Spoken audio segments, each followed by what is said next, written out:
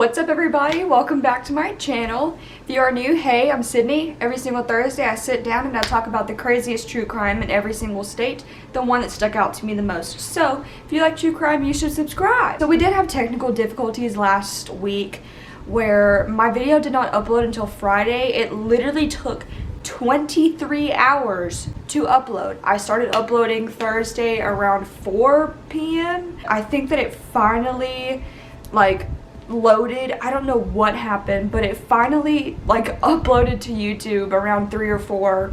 I don't remember exactly what time, but on Friday. So I'm sorry about that.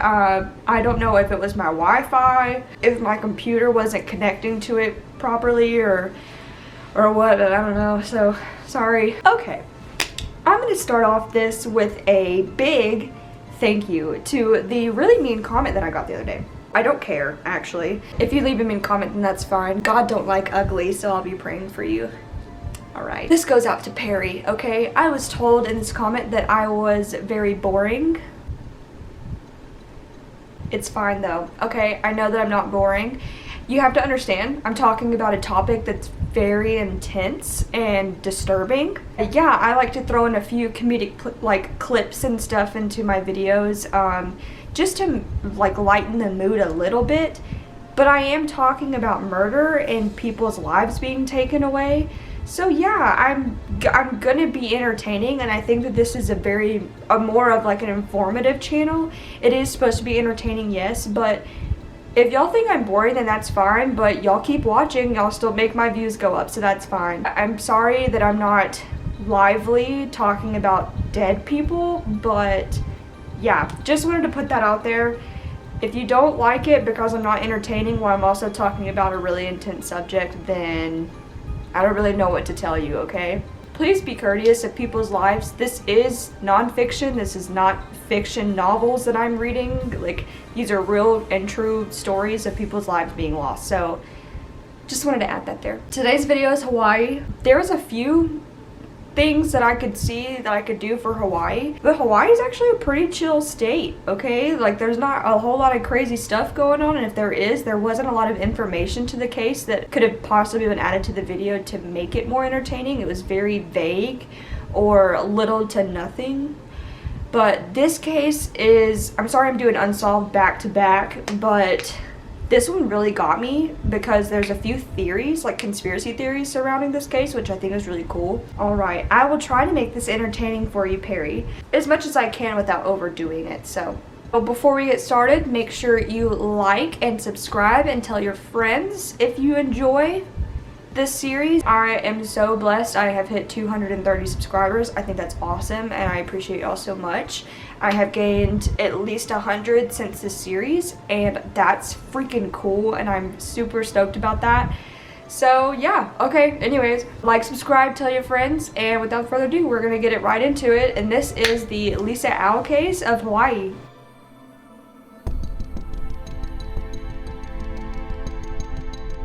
So, Lisa Owl was born July 25th, 1962 in Honolulu, Hawaii. Her father's name was Chester and her mother's name was Patrice, and they basically said that she was the most ideal daughter. She was perfect, she was loving, just nothing really negative to say about her.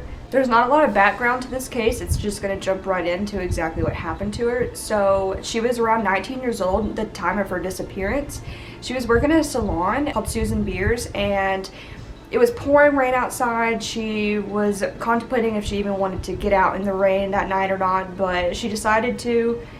She had plans with her boyfriend and his sister, and they were going to meet up at his sister's house and have dinner that night. So this was on January 20th, 1982, whenever all this happened and the time of her disappearance. After she got done having dinner with her boyfriend and his sister, his name was Doug Holmes, she kissed him goodnight and they separated ways. He got in his car, she got in her car, and drove off in separate directions. And this was sadly the last night that he would ever see her. The next morning, since she did live with her parents grew really worried, and they were like, why didn't she come home? They knew that she was with Doug that night, so they called Doug and he said she didn't make it home, and they were like, no, is she with you? So of course he grew worried, and he explained that no, they kissed goodnight around midnight and drove off separate ways. That's the last time he saw her.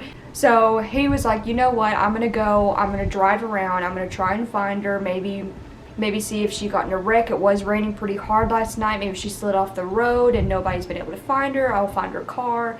Basically just trying to help them out, and he searched for hours. He scoped out almost all the area, all the roads, and then he finally found her car, but she was not in it. So Doug contacted the authorities and explained the situation, said that they possibly had a missing person. He explained that her car was found, but she was not found in it, and she never went home that night, so authorities went out to scope the car and see if there was any clues. And whenever they got to her car, it was crazy. Like, the evidence that they found was weird. Her car was filled up about 3 inches of water due to her windows being rolled halfway down, so her car was completely sopping wet, which was weird because it was raining super hard the night before. Why would her windows be rolled down? In the passenger seat was where they found her completely dry purse, but her license and her registration was not found in it.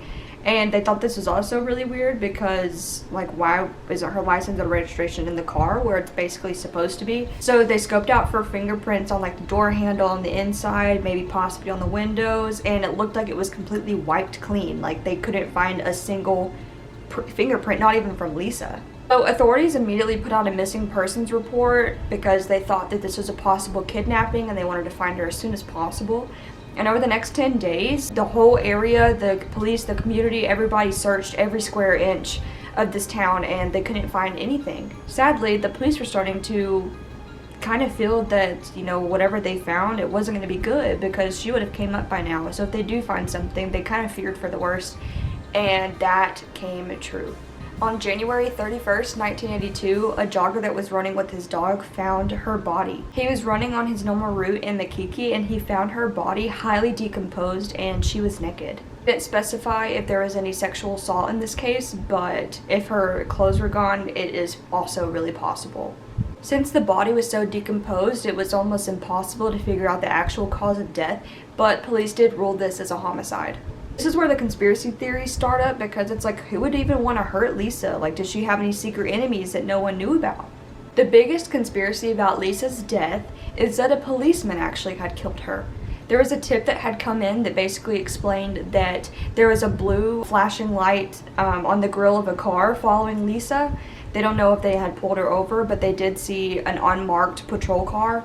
So basically, like, a police officer that was off duty who still had the flashing blue lights in his grill, they had saw that she was pulled over by one of those, so police thought maybe it was one of our guys. Also, maybe it was a police officer that was a part of that police force, or it was somebody impersonating a police officer since the car was unmarked. This story went public. It caused so much chaos.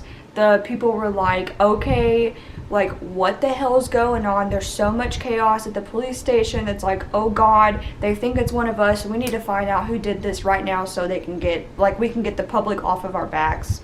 There was a police officer that worked at the station with fellow police officers, and they thought that maybe it was him because he had previous harassment cases against him in the past. And overall, he was just kind of like a really suspicious and weird guy, so police kind of targeted on him.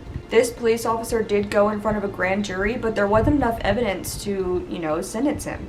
The biggest evidence that they had against this was that there was a woman who had once said that he had pulled her over whenever he was off duty, so it was possible that that is exactly what happened to Lisa, but that was enough evidence to convict him, so, you know, he was let off free. It was just a big waste of time. Since this was becoming public knowledge, police decided to completely change their policies. Off-duty officers could not pull over anybody if they were not in their actual cop car, if they were not patrolling, they could not pull over anybody off duty. Also, you could no longer like flash your blue lights in the grill. I don't know if that was like a statewide thing or if that was just for that town, but it was that they're not allowed to do that.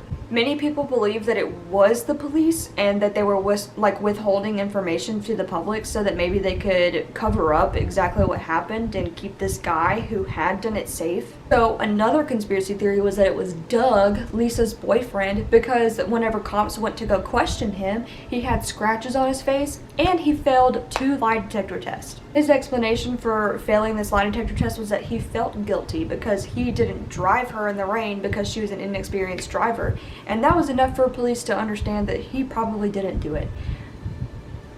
So the security guard that was over Doug's sister's apartment complex said that he had overheard Doug and Lisa fighting, and they got into like an argument, but it wasn't really like a crazy argument. It was just like a emotional, talkative argument. That really wasn't enough evidence to like convict Doug. Also, it wasn't like sketchy because there was really no motive. You know, couples argue all the time. In 1983, investigators were really trying to find answers, so they got the family's permission to exhume Lisa's body out of the ground. And what they found was absolutely disgusting and sad.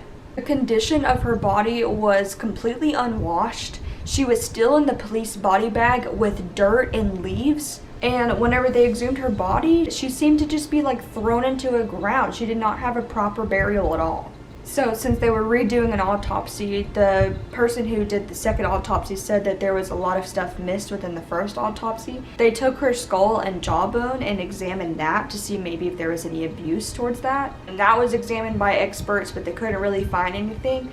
But then this evidence, her skull and her jawbone, disappeared. How did these remains of her face vanish? It, like, the person who wanted to examine it, like, I guess later on a second time, they couldn't even examine it. They couldn't even get the evidence because it just disappeared. So there is a thing that kind of debunks the police theory, not entirely, but Lisa's license was actually found at the store that she had went to after she left the salon that night. Her license was found because she had to write a check for some, I guess the food that they had, some poke or pokey, I don't know how to say it, but she had bought some at the store and had to use her ID to write a check for it, and her ID was left at the store. One of the main investigators on this case was named Bert Cornell, and he had tracked down one of the newspaper drivers. Her name was Charlotte, and she explained that on her normal super early route around 2:30 a.m. she passed a man with a female passenger, basically explaining that she was unconscious and looked like she was asleep.